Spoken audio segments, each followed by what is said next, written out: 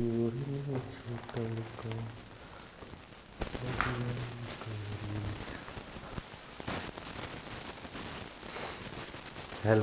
दोस्तों, हाय।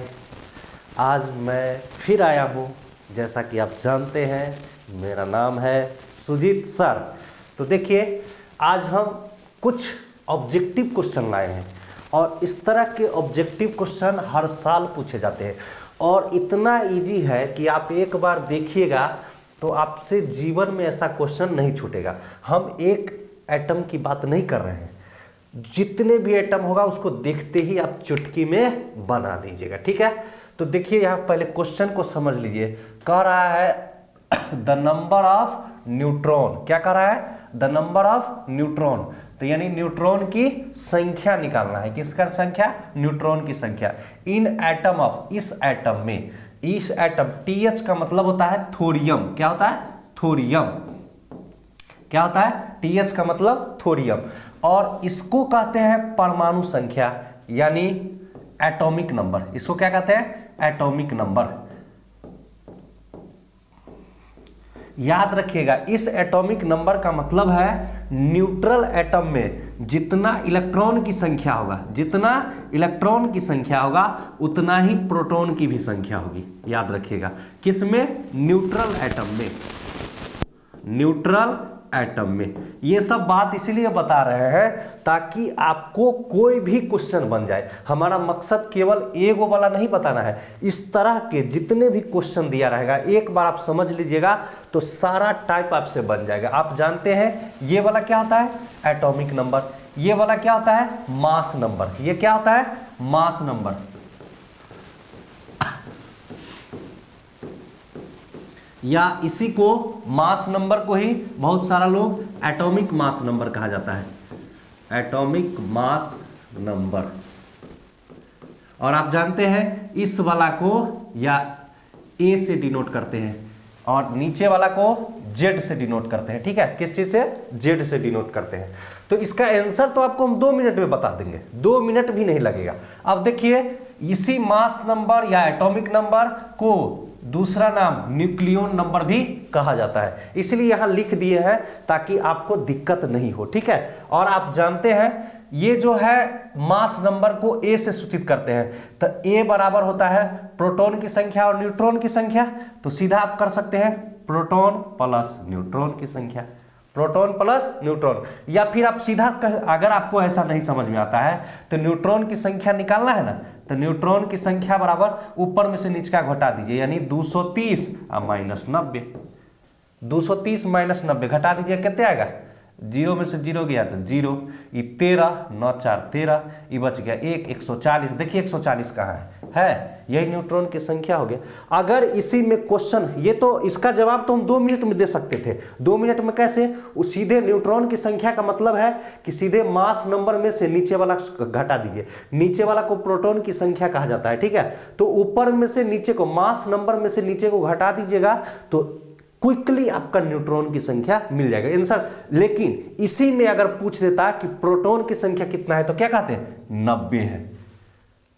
इसमें पूछ देगा, यहां मास नंबर भी लिख दिए हैं, इसी का नाम है एटॉमिक मास नंबर, इसी का नाम है न्यूक्लियन नंबर। लेकिन आप याद रखिए, ये न्यूक्लियन नंबर जो है वो आपको इंटर में बहुत कम यूज होता है। जब आप ग्रेजुएशन MSc में जाएंगे तो ज्यादा यूज होता है न्यूक्लियन नंबर, ठीक है। तो ये 90 है प्रोटॉन की संख्या, ये है मास नंबर, ठीक है। तो याद रखिएगा, इसको बनाना बहुत आसान था। सीधे 230 में से 90 घटाइए, 140 आ जाएगा आंसर, ठीक है। लेकिन हम बात कर रहे थे कि अगर क्वेश्चन बदल देगा तो कैसे निकालेंगे। इसी में क्वेश्चन पूछता प्रोटॉन की संख्या कितना है तो क्या कहेगा?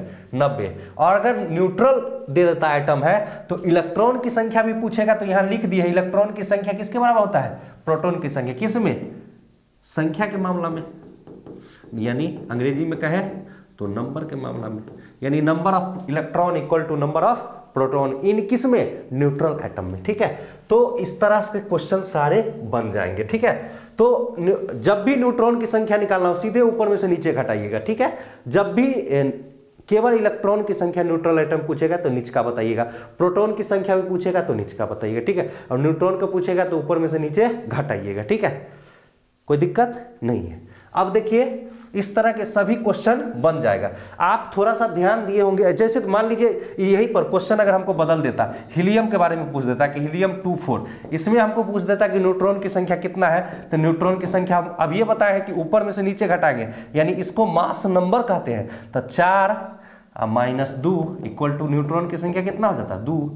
लेकिन इसी में हमको प्रोटॉन की संख्या पूछ देगा तो सीधे 2 कह देंगे, ठीक है। इस एवं प्रकार कुछ भी पूछ सकता है, ठीक है। जैसे मान लीजिए इस यही क्वेश्चन हमको बदल देता है, इसको मतलब मिटा देते हैं। अब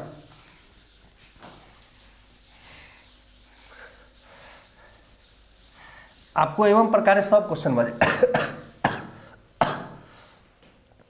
जैसे सोडियम के बारे में पूछ देगा, सोडियम के बारे में पूछ देगा, तो यहां जो दिया रहेगा वो हो जाएगा परमाणु संख्या, और यहां जो दिया रहेगा वो क्या हो जाएगा द्रव्यमान संख्या हो जाएगा, ठीक है।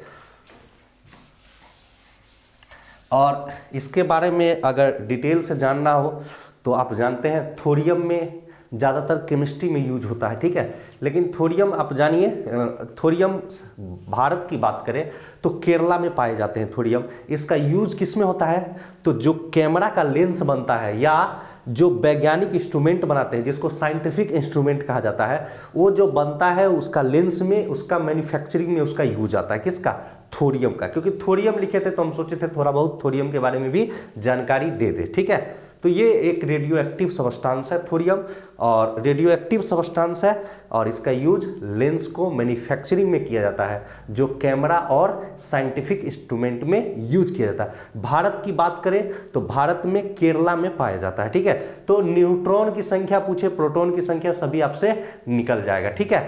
तो पढ़िए, हम बार बार कह रहे हैं पढ़िए।